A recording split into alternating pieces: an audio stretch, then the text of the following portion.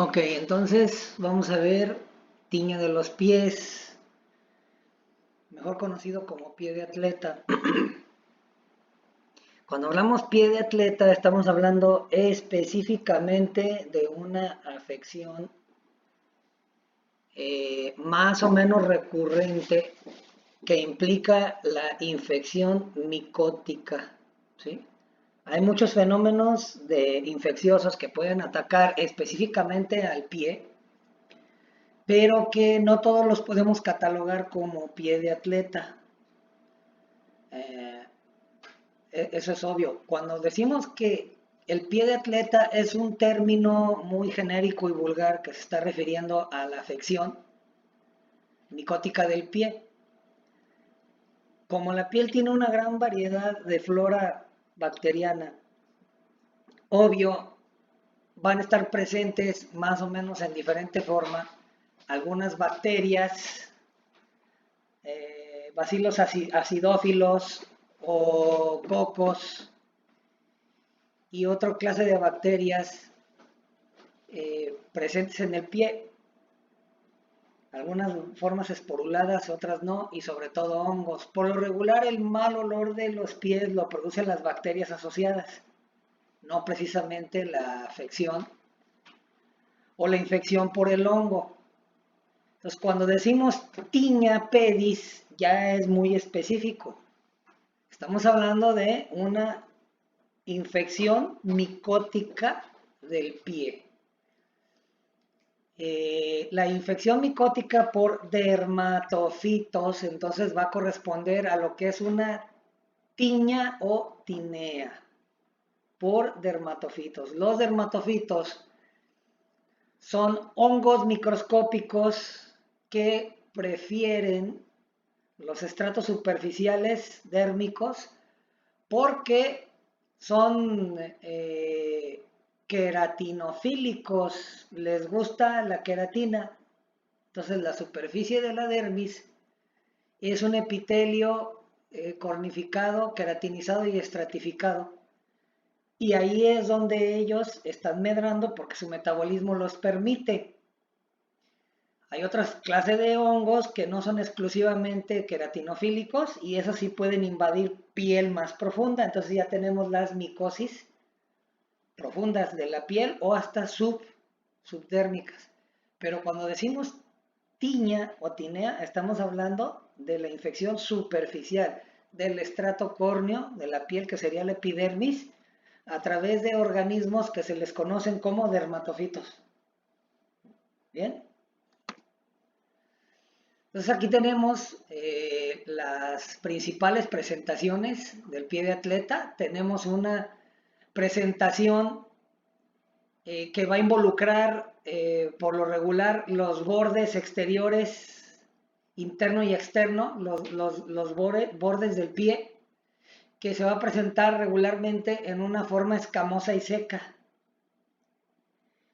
Cuando comienza lo que es el pie de atleta, regularmente no comienza de esta forma, como en la fotografía 1. Estamos hablando que va a haber un proceso infeccioso agudo. Tiempo después, al evolucionar la afección, va a haber estadios de la presentación del pie de atleta húmedo, seco, hasta que se vuelve crónico. Entonces, la afección del pie de atleta o la tinea pedis crónica significa que está en recurrencia. Parece que mejora y luego aparece, mejora y aparece, pero nunca abandona completamente los signos presentes de la infección.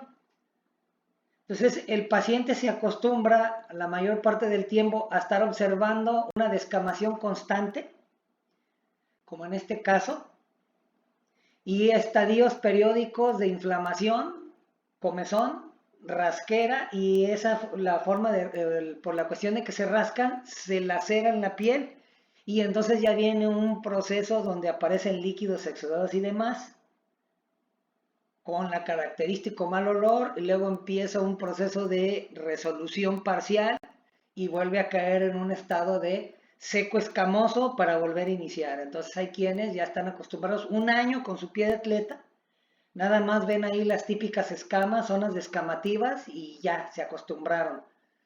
Y ya tienen voz de alarma cada vez que viene un proceso inflamatorio y el estadio húmedo, y ahí es cuando ya están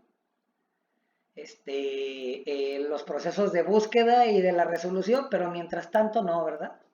Más pensando en los trabajadores que manejan, por ejemplo, mucha agua, mineros, los que trabajan en la industria cárnica, que utilizan las típicas botas esas impermeables, etcétera, son muy propensos, ¿sí? a sufrir de estas situaciones. Luego tenemos, por ejemplo, en la imagen 2 vemos una típica presentación plantar.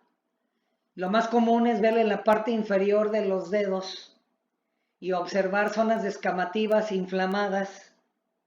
Y hay una afección que es un eczema del pie, eczema pédico, que obedece más bien a un trastorno conocido como eczema disidrótico. El eczema disidrótico es un proceso inflamatorio de las glándulas sudoríparas, específicamente en el pie, que van a producir un picor, sensación de picor, va a provocar rascado y van a aparecer unas formas de vejiguitas con un líquido semi-transparente o de color miel, y que cada una de esas vejiguitas pueden corresponder a el canal de una glándula sudorípara. Se induce al rascado y se produce una sensación de ardor, dolor, y se puede contaminar con otras bacterias. Pero el eczema disidrótico es un fenómeno netamente inflamatorio, no es infeccioso, tiene un alto componente psicosomático, estrés. Sí se involucra la sensibilidad en el cambio de la temperatura, por ejemplo, llegando al tiempo de calor, se produce la miliaria, que es un proceso donde el sudor parece que se estanca, se produce una inflamación, picor y ardor, y tiene un cuadro muy similar al cuadro del eczema disidrótico, pero no se debe confundir con una miliaria tal, porque la miliaria va a haber zonas dispersas o específicas o focalizadas en las que vamos a ver, por ejemplo, miliaria en la espalda, sobre todo en el abdomen, extremidades, brazos, antebrazos y hasta el último en el pie. No podemos hablar de una miliaria tal y cual y decir es por el calor cuando nada más ocurre en los pies, no. Entonces, casi siempre la miliaria se presenta, por ejemplo, en panaderos, cocineros y demás por el constante calor, y se produce un fenómeno muy similar. Es realmente muy raro que se presentara una miliaria muy característica en el pie. Sería en el trópico, temperaturas cerca a los 40 grados, calzado, oclusión, o sea, no andar en sandalias, sino digamos bota militar, por ejemplo, ahí sí se presentaría este caso. Pero el eczema disidrótico no, el eczema disidrótico hasta con el simple estrés se puede disparar, entonces hay que hacer una semiología y no confundir lo que es esta afección del eczema disidrótico con el pie de atleta. Y luego tenemos la presentación ahí intertriginosa del pie de atleta, y aclaro que puede haber una infección, el intértrigo bacteriano, que son bacterias, no son hongos dermatofitos, entonces no es la tiña del pie con la característica presentación interdigital, como sería aquí en la 3, sino más bien determinar si es un pie de atleta interdigital o es un intértrigo bacteriano, cuál es la diferencia entre los dos. La presentación bacteriana va a tener un olor diferente.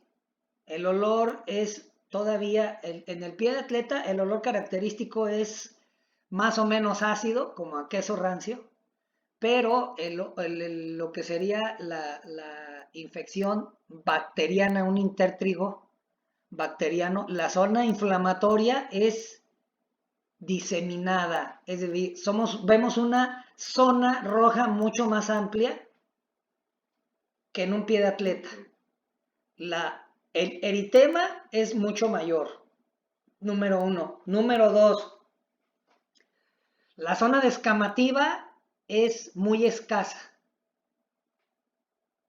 Y número 3, el olor es más, digamos, se acerca un poco hacia el olor de lo que sería a lo que huele una coladera. Entonces hay que estar atentos al olor que se desprende. Entonces, si vemos estos 3 signos, podemos pensar que es un intertrigo bacteriano, no un pie de atleta interdigital. Como son dermatofitos, los dermatofitos destruyen la queratina, por lo tanto va a haber una zona perfectamente descamativa. Se ve que se está afectando el estrato córneo de la epidermis. Entonces hay que ser muy observadores para no confundir lo que es la P de atleta interdigital a una verdadera intertrigo bacteriano. Bien. Y ya tenemos aquí, ahora sí, ya el pie de atleta en estadio húmedo, con gran cantidad de exudado, eritema, descamación, fisuración y comezón. Entonces, cuando tenemos, por ejemplo, un pie de atleta descamativo, periodo seco descamativo, pues ahí nomás me pongo una cremita, algo y ya bien. Pero cuando está en un estadio como en el 4, ahí es cuando ya estamos buscando ayuda, porque es muy incómodo. Se manchan los calcetines, se siente pegajoso y demás. ¿Vale? Entonces, estos son la evolución, por decirlo así. Entonces, ya estuvimos diciendo, es una infección de los pies producida por hongos llamados dermatofitos. Los dermatofitos son hongos saprófitos. ¿Qué significa saprófito? Es un recuperador. ¿Sí? Así como cuando alguien tiene una deuda con el banco y ya se pasó y no pagó y ya no parece que no hay solución con ella, el banco vende la deuda a agencias especializadas y ellos son recuperadores. Entonces, no sé, alguien debe de 10,000 pesos, el banco no logró cobrar la deuda, vende esa deuda a una agencia y ahora la agencia lo que quiere es recuperar el 10%, en vez de 10,000, ya se da por bien servido con que pagues 1,000. Son recuperadores, entonces cobran eso y adquieren ya, por decirlo así, un pago mínimo de 10% y si así estamos a gusto, entonces recuperan. Entonces los hongos dermatofitos, entre todos los organismos saprófitos y otros organismos mayores, desintegradores, son parte de la ecología. Están allí para devolver a la naturaleza, sobre todo, los componentes de azufre y nitrógeno. El azufre y el nitrógeno. El nitrógeno y el azufre como tal son dos componentes principales de los aminoácidos. Los aminoácidos que son peldaños que van a formar las llamadas proteínas. La queratina como tal es una proteína estructural. La queratina presente en el estrato córneo nunca va a estar sola. Hay varias clases de queratina mezcladas con otras series de queratinas, como por ejemplo la filagrina y la fibronectina, por ejemplo, que le da ese color translúcido al estrato lúcido presente en las plantas de los pies y en las palmas de las manos. Entonces, como la queratina es muy rica en azufre y en nitrógeno, entonces los dermatofitos son competentes, son específicos para desintegrar a través de diferentes enzimas la queratina y alimentarse de allí. Y el resto quedan remanentes de azufre y nitrógeno y se devuelven a la tierra. Entonces todo ser viviente termina siendo desintegrado y se vuelve. Entonces finalmente, cuando nosotros comemos una fruta, una rica manzana, probablemente esa manzana tenga átomos que formaron parte de un animal o hasta de una persona. Entonces alguien puede pensar, esta es una idea repugnante. No, estoy hablando de átomos. Cuando nos vamos ya a lo que es la materia en sí, realmente toda la materia, a pesar de sus características químicas, físicas y en apariencia, están formadas de átomos. Son los mismos átomos. La diferencia es cómo estos átomos se van a acomodar y cuántos electrones van a tener en sí. Entonces no es una idea descabellada pensar que una manzana tiene átomos que formaron parte en un tiempo de una persona. ¿Sí? O sea, eso es normal, es proceso universal. Y si nos vamos todavía más allá, ideas cosmológicas, podemos decir que cada uno de nosotros pues está hecho de polvo de estrella, ¿no? O sea, de átomos que en algún momento dado formaron parte de una estrella y que explotó y que ahora ya forma parte de lo que es este planeta y luego que dio la vida y ya, pues tenemos átomos. Entonces, en ese sentido, todos estamos conectados por los mismos átomos. Entonces, estos dermatofitos como saprófitos van a devolver los componentes de las proteínas, específicamente de las queratinas del epidermis, muy abundante en los pies. Pero no solamente ahí, sino que también uña, pezuña, cuerno, garra, etcétera. Es el mismo proceso, ¿sí? De desintegración. Tenemos el recuerdo anatómico de lo que es la piel como tal, la capa epidérmica, la zona papilar, la zona reticular y todos los corpúsculos presentes, además del tejido graso subcutáneo. Entonces, el dermatofito como un organismo competente para desintegración de queratina, pues se va a aplicar únicamente en esa pequeña y delgada capa llamada capa córnea. ¿Sí? Ahí es donde prácticamente va a actuar la infección por dermatofito. Hablando de la epidemiología en el proceso de cómo se mueve esta afección, dice que el sexo o la edad del sujeto no presentan factores directos de riesgo. En esta enfermedad, dado en los índices de la infección son similares, si la naturaleza y el grado de exposición son los mismos, entonces vemos que por lo menos en sexo y edad, no importa, parece ser que no tiene predilección, pero sí vamos a ver que hay factores predisponentes y ciertos individuos que por cierta actividad económica o social son más propensos. ¿Sí? Entonces ahí se dice prácticamente no discrimina sexo ni edad. Ya hablando más específicamente en cuanto al factor epidemiológico de la infección, esta infección por dermatofito es más frecuente y representa más del 70% de todas las tiñas. El 70%. Sí, hay otras presentaciones de tiñas mucho menos frecuentes, pero hablando por la infección por dermatofito, la más frecuente representa el 70% de las tiñas. Representa un tercio de todas las enfermedades dérmicas del pie. Entonces, habíamos hablado que va a haber diferentes anomalías infecciosas del pie por diferentes factores bacterianos y demás. Entonces, decir que es un tercio de todas las enfermedades dérmicas del pie es mucho. ¿Sí? Es mucho. ¿Qué significa? Significa que si tienes una bolsa de chocolates con 100 chocolates, metes la mano y vamos, que hay una mezcla ahí en la bolsa con caramelos y chocolates, pero tú nada más quieres chocolates, no quieres caramelos. Entonces mete la mano y cada 2 caramelos sacas un chocolate. Cada 2 caramelos sacas un chocolate. Esa es la proporción, tal y cual. Entonces, hablando por lo menos de las infecciones, pues es demasiado y vamos a ver por qué, por los factores que se suponen que son predisponentes en esta afección.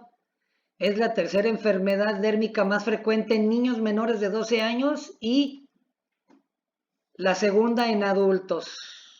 Luego, los deportistas y atletas tienen una mayor predisposición a padecer la tinea pedis, por eso se le llama pie de atleta. Obvio, porque primero se identificó grandemente los atletas. ¿Por qué los atletas sudan mucho, sudan más? Se entiende. Y estamos hablando pues de los atletas de a de veras, ¿no? No de los que dicen que son atletas. Obvio.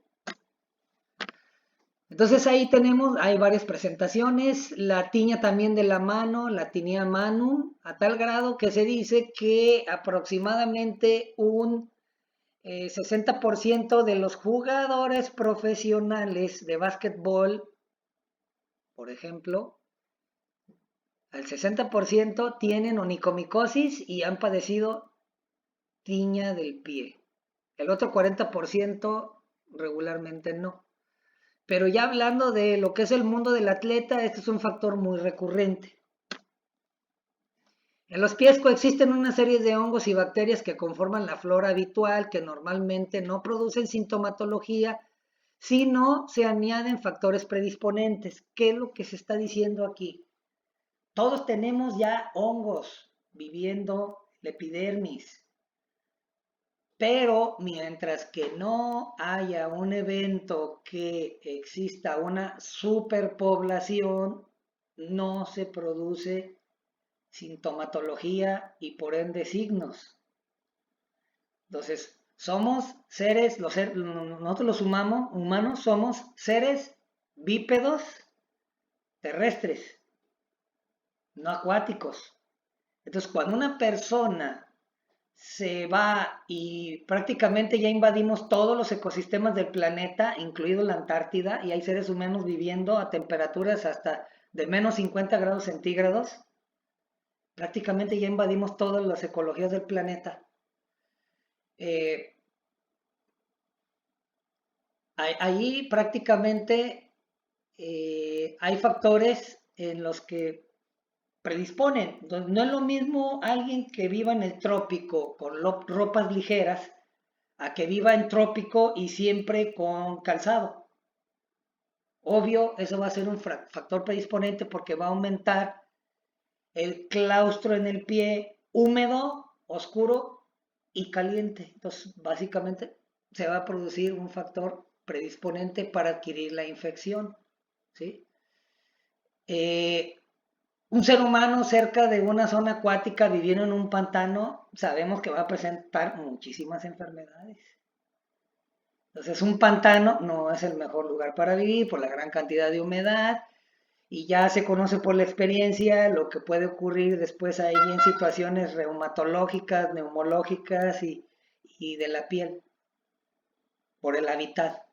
Entonces, tal parece que este planeta o no nos quiere o no estamos adaptados a vivir a todos los ecosistemas, tal y cual se supone que somos, sin caparazón, sin grandes cantidades de pelaje, sin garras, ni nada. Prácticamente somos seres desprovistos de toda cobertura considerable, gruesa, garras, vello, piel gruesa, nada.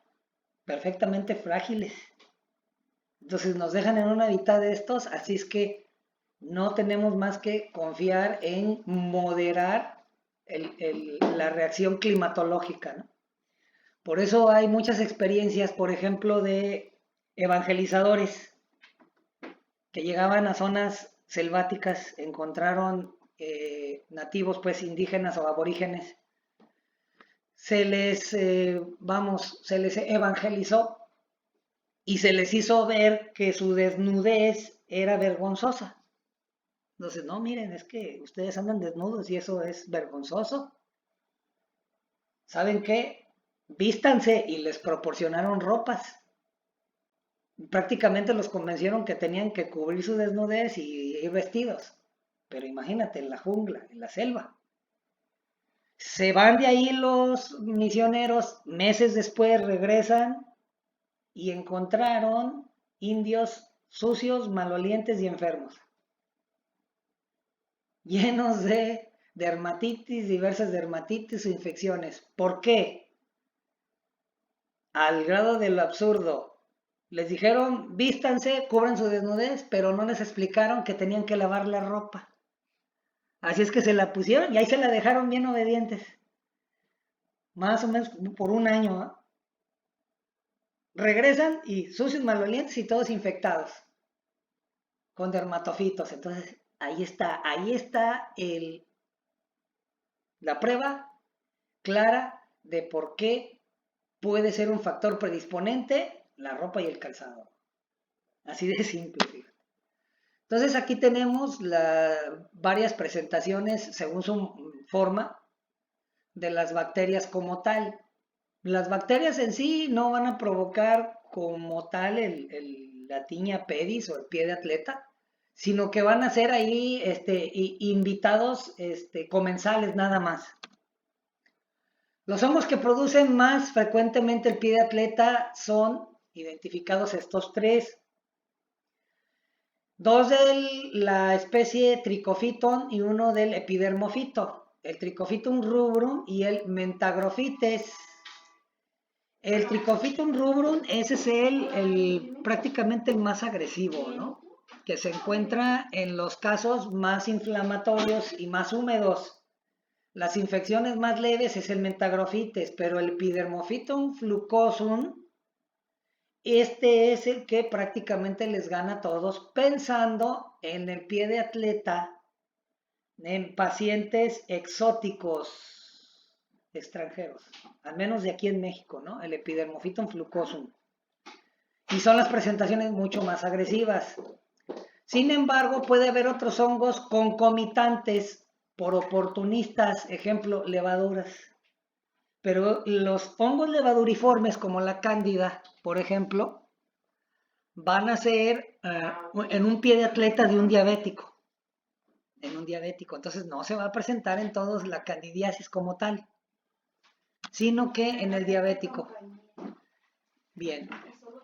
Y ahí tenemos unas microfotografías, ¿sí? Observamos aquí la morfología del Epidermophyton flucosum y el Mentagrophytes, ¿sí? El Mentagrophytes, fotografía interior, flucosum, fotografía superior izquierda, y lo que son los hongos levaduriformes en la derecha, la cándida. Ahora sí, factores predisponentes para el pie de atleta. Puede desarrollarse por hongos ya presentes en los pies, ya están allí. Ahora lo que se requiere es nada más factores como sudor excesivo, rosadura, traumatismo del pie y la utilización del calzado y de calcetines que no transpiran. Básicamente los estamos cocinando. Le estamos dando un cultivo. Entonces, ¿qué? Van a medrar perfectamente, ¿no? Y ahí tenemos los ejemplos. Entonces, ¿quién de nosotros no usa tenis? Yo no uso tenis. Poca cantidad de personas pueden darse el lujo de utilizar tenis, y menos así de esta clase. Sin embargo, eso es lo que queremos pensar. Sin embargo, hay personas en situación de calle, así paupérrimos, ¿sí? O sea, no se dice pobrísimo, se dice paupérrimo. En situación de paupérrimos, de paupérrimo es pobre perro, ¿no? Pobre perro. Paupérrimo. ¿Qué pie de atleta? ¿Eh? No, ¿de quién? ¿Qué dije? Sí estaba grabando, pero no, ¿qué dijimos? Ah, estoy grabando ahorita. No, estoy grabando ahorita, no sé, tengo que checar. Utilizar los mismos zapatos y calcetines largo tiempo. Pues, ¿qué es largo tiempo? ¿No? Imagínate Pues 2 días, 3 días. en las jornadas de trabajo, ¿de cuántas horas? Más de 8. O sea, Más de 8, ¿no? desde que te arreglas, bueno, yo duro 2 horas de camino de ida y de venida, más las 9 horas estoy aquí. ¡Qué óvole! 12 horas, ¿no? Imagínate ahí con los mismos Sí, calcetines. prácticamente. Luego dice, horas de pie y andando, dependientes, vigilantes, etcétera. Entonces, por eso los de seguridad y con ese tipo de calzado, agárrense, ahí van a encontrar de todo. Sí, ahí sí, sí, exacto. Trabajadores en lugares húmedos, mineros, de la industria, forestales, deportistas, corredores, atletas. Entonces, alteraciones orgánicas en enfermedades, fíjate, diabetes, mala circulación sanguínea, inmunodeficiencia, algunos medicamentos e infecciones. Pues, ¿qué porcentaje de la población se salva? ¿Qué porcentaje se salvará? Nadie. Pues el 2%, ¿no? El 2 o el 3%. Los factores predisponentes básicos para que se produzca un pie de atleta es esto: calor, humedad y roce. O sea, vamos a hacer un cultivo ahí directamente en la epidermis. Y como el zapato es antinatural, es un claustro, los mantenemos ahí, se va a dar esto. Entonces, el calzado trae beneficios, pero también maleficios, ventajas y desventajas. Entonces, nuestra vida moderna no puede concebir la existencia o la inexistencia del calzado. Imagínate que de repente hiciéramos eso de un día sin zapatos, ¿verdad? Un día sin zapatos yo creo que tendría un impacto psicosocial mucho mayor que un día sin mujeres. Entonces, imagínate un día sin zapatos. No, me rajo. Nadie dice, no, ¿cómo voy a salir descalzo? No se puede. No se puede. Entonces, la vida moderna, imagínate aquí el piso duro, parejo, caliente, el concreto, quemaduras, lesiones. ¿Cuántas personas llegarían a su casa ya con uñas rotas, vidrios ensartados, cortaduras, de todo? No se puede. Ni modo, la modernidad ya nos dio esta clase de pisos y ya nos dio la dependencia, ya nos tiene ya prácticamente agarrados con el uso del calzado y ya no digamos ni de la vestimenta, ¿verdad? Ni modo. Así es. Entonces, los invito ahorita en este tiempo de alerta sanitaria a que pase esto, ¿no? Mira, Guácala. alerta sanitaria, ¿no? O sea, ni siquiera gozando de salud y prosperidad social haría esto yo, ¿verdad? No, qué espanto. Mejor lleno la tina de baño de mi casa y ahí finjo que estoy ahí, ¿no?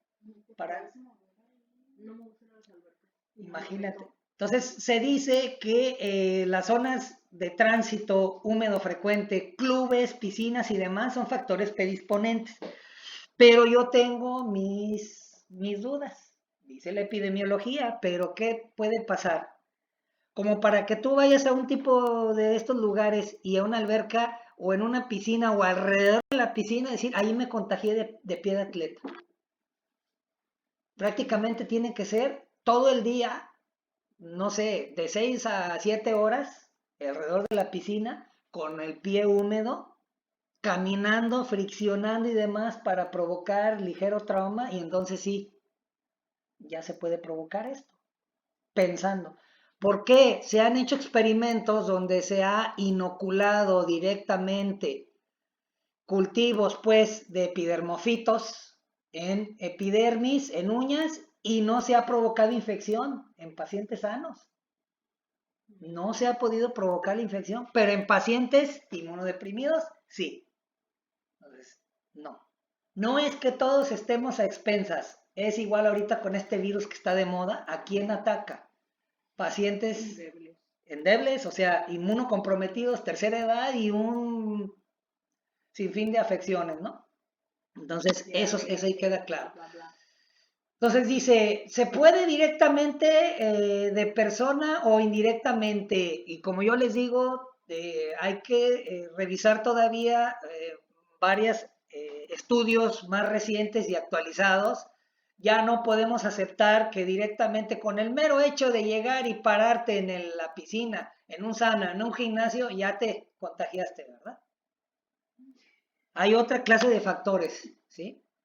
Sintomatología en inicio puede ocurrir, de hecho es parte del proceso, la sudoración, luego el mal olor, la maceración dérmica, el dolor, las grietas y las rosaduras.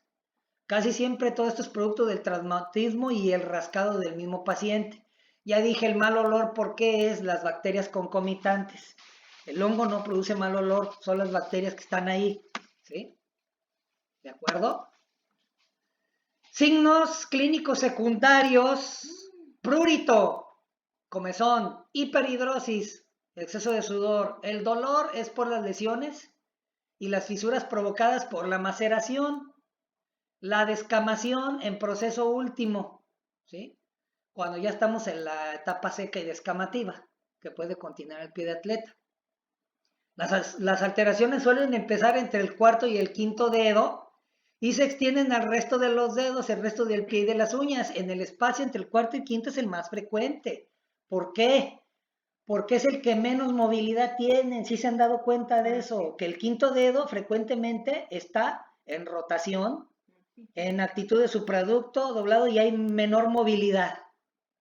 ¿Por qué? Por la biomecánica del pie. Casi hasta allá del vientre de la madre, el bebé en esta posición de los piecitos ya nace y ya tiene el dedo ahí todo ahí torcido. Eso agréguenle la historia del traumatismo con el calzado y luego cuando andamos descalzos parece que el dedo del pequeñito como que tiene imán de mueble. plum, traumatismo y pata, ¿verdad? Directamente. Eso tiene su explicación del por qué cuando tenemos zapatos no pegamos en ningún lugar y cuando nos lo quitamos nos golpeamos en cualquier lugar. Tiene una razón biomecánica de eso. Tiene que ver con la propiocepción. Como ya estás ligerita, ahora tu cuerpo está así como captando todo el entorno y ahora ya no le calculas bien porque ya no estás acostumbrada a caminar sin el zapato. Entonces te sientes libre y mole.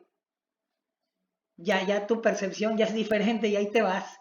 Es como el que, no sé, va a cargar el mandado y lleva 2 bolsas de 10 kilos en cada brazo y luego lo suelta y luego ya siente los brazos, pero bien ligeritos, así, ¿verdad? Es lo mismo. Es un fenómeno muy similar aquí. Entonces, el mal olor se produce casi siempre por la fermentación y putrefacción, donde intervienen las bacterias. El hongo dermatofito como tal no interviene en fermentación. La fermentación es una vía de descomposición diferente a la putrefacción. La fermentación produce ácidos, por eso huele a queso.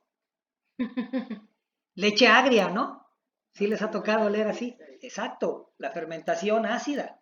Y son otro tipo de hongos levaduriformes como los bacilos. El Bacillum pedis, por ejemplo, o el bacilo de fermentación que produce ese olor característico de queso o de leche agria. Es un bacilo, no es un hongo. El hongo dermatofito no. Y ahí están las presentaciones, mira. El interdigital, y ya tenemos ahí un proceso de maceración y una fisura. Entonces, por eso hay dolor. ¿Sí? Y casi siempre pasa inadvertido en muchos asilos por falta de personal, falta de aseo, etcétera. Formas clínicas, tiña pedis intertriginosa, ya la habíamos mencionado, ¿sí? Tiña pedis seca y queratóxica, tiña pedis disidriforme vesicular y tiña pedis en mocasín, que es la parte descamativa nada más de alrededor del pie. La tiña pedis disidriforme no debe de confundirse con la disidrosis tal y cual, por eso se le dice disidriforme, porque también tiene vejiguitas muy parecidas al otro fenómeno que ya les dije que se llama disidrosis. Luego vemos el tema de disidrosis, para que no se confunda disidrosis con pie de atleta. Ahí quedó claro, ¿verdad? Bien. La intertriginosa afecta que los pliegues interdigitales, las comisuras entre los dedos. ¿Por qué? Ahí hay un pliegue interdigital con movilidad mínima. Y la mayoría, como los pies están metidos en el zapato, no tienen libertad de movimiento, se acumula el sudor, la humedad, y estás haciendo un cultivo allí, por eso se produce esta clase. Entonces pronto se va a macerar y entonces ¿qué ocurre con la piel macerada? Se fisura. Y luego viene el proceso inflamatorio, doloroso, luego hay placas eczematosas, descamativas y se puede extender al resto de los dedos como un proceso normal de proliferación. Ahí está. ¿Ah? Seca queratósica, suele ser bilateral, bastante simétrica, arcos plantares, bordes donde por confluencia son pequeñas zonas enrojecidas con descamación que forman extensas placas. Puede haber vesículas o no. Se produce picor y sensación variable que nos obliga a rascar. La etapa seca del pie de atleta ya la podemos considerar como parte de lo que es el pie de atleta crónico, donde el pie de atleta nada más se presenta, a veces de vez en cuando rojo, picazón y te rascas, se descama, pero siempre se ve descamada la zona y de vez en cuando picazón. Pero ese es el pie de atleta ya en un estado ya crónico. Aquí estas fotografías están complicadas con hiperkeratosis no tratada. ¿Sí? La disidriforme, entonces puede ser en la bóveda plantar, superficies laterales, pulpejos de los dedos, características placas rojas con prurito y unas pequeñas vesículas, o sea, vesículas de líquido, más o menos mielicérico, así como miel, y que puede llegar a pus. Ahí está. Y no debe de confundirse con la disidrosis tal y cual. Hay formas características de determinar. Es pie de atleta, pero disidriforme. ¿Cómo Yo he visto se, muchas la personas diferencia entre la disidrosis verdadera y el pie de atleta disidriforme es fácil? Placas, confluencia, vean, aquí, en una zona, ¿y te fijas el resto? Ujú. No. Aquí nada más zona plantar del arco y nada más, y el resto nada. Y el disidriforme vas a ver uno aquí, otra acá, acá, acá, diseminado, así, y por lo general no hay confluencia. Pero eso es por el pie de atleta. El disidriforme no es por estrés, Es por estrés. es por estrés. Son esa gente que le aparecen hasta en las palmas de las manos cuando están bien estresados.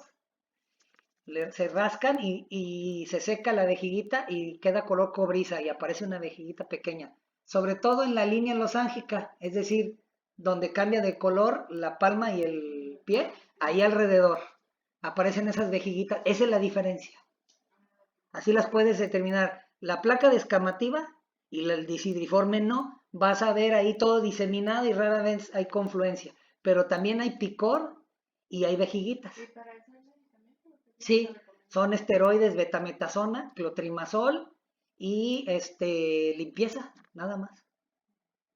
¿Sí? Lo ideal es estimular el sistema inmune a través de nutrición y otras cosas, y ahí sí. Lo que es la luz azul es una lámpara de LED de luz azul, así, tal y cual, azul, fuerte. Ha demostrado que tiene un 89% de efectividad en la mayoría de las infecciones dérmicas, bacterianas, eczematosas y demás. O sea, nada más ponerlos bajo la luz LED azul. Se mejora enormemente. Entonces, imagina, hay un pie de atleta maloliente y todo eso, se pone 15 minutos al día bajo una potente luz azul LED y con Como eso va a las mejorar. que usan para secar las uñas Sí, o pero eso es es LED. No, es ultravioleta. que la que tú dices es el ultravioleta. Ah, ok. No, yo digo luz azul tal y cual. Es una luz azul así LED. La utilizan en cosmetología para cara sobre todo, que hasta cambian de colores. Ok. ¿Sale? En mocasín se manifestada por áreas extensas, escamosas, secas, rojo salmón que afectan toda la superficie plantar, simulando que traes ahí un pequeño calzado, mocasín, como si trajeras un protector, un tin. Pero ya el color es como, si han visto cuando el jamón se empieza a echar a perder, cómo agarra ese colorcito extraño, es el mismo color, salmón, rojo salmón, vean. Ese es el mocasín y es la etapa prácticamente descamativa. Alguien mandó un mensaje. Sí, y ahí se pueden agregar lesiones intertriginosas, las pliegues, la inflamación, etcétera. A veces la tiña se extiende a todo el pie y parte de la pierna. Ahora sí, el tratamiento es farmacológico, uso de fármacos que eliminen los hongos en teoría. Si es posible que tengan una acción antibacteriana para evitar mayores infecciones o la complicación, porque lo que puede provocar la complicación es el rascado. Entonces, la higiene, secar bien los pies, ¿sí? Y preparados que tengan fungicida y un bacteriano común. ¿Sí? Eliminar la humedad, eliminar las molestias, eliminar el hongo, las bacterias, pero eso sí, algo importante aquí es cambiarse de calcetines si es que sudas mucho, desecar o intercalar el calzado para no llevarlo húmedo, y tercero, desinfectar todo el calzado.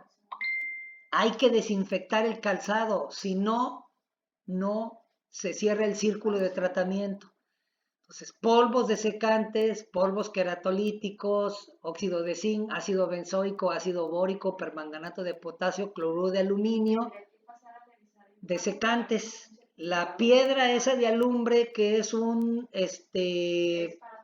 creo que es sulfato de magnesio, es un excelente astringente. Entonces ayuda a minimizar la humedad, ¿sí? La piedra esa naturalita. Y luego ya tenemos los fármacos comunes, tenemos el clotrimazol, el miconazol, el ketoconazol, fluconazol, bifonazol, omeconazol, econazol, sertaconazol y oxiconazol. El más conocido y barato de todos es el bifonazol. Hay muchas marcas en el mercado de Genoma Lab, por ejemplo, que tienen el componente bifonazol. Sector salud prácticamente te lo regala así y es el más barato. Bifonazol, clotrimazol. La mayoría de las presentaciones farmacológicas prefieren el clotrimazol y el clotrimazol tiene una acción mucho mejor que el resto de los soles como el ketoconazol o el miconazol. Entonces, preferir el clotrimazol y el bifonazol sobre el resto de los otros. El sertaconazol y el oxiconazol es mucho más caro y difícil de conseguir.